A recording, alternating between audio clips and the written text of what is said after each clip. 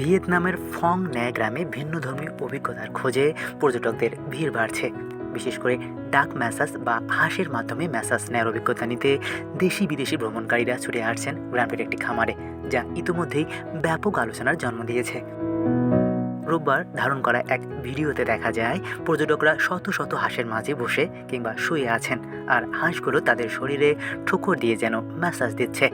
অনেকেই এই অভিজ্ঞতাকে মজার ও একেবারেই ব্যতিক্রম হিসেবে বর্ণনা করেছেন। খামারটির মালিক ফাম আন হুয়াং জানান, দেশি ও বিদেশি ভ্রমণ পিপাসু মানুষদের আকৃষ্ট করতেই তিনি এই অভিজ্ঞতামূলক সেবা চালু করেছেন।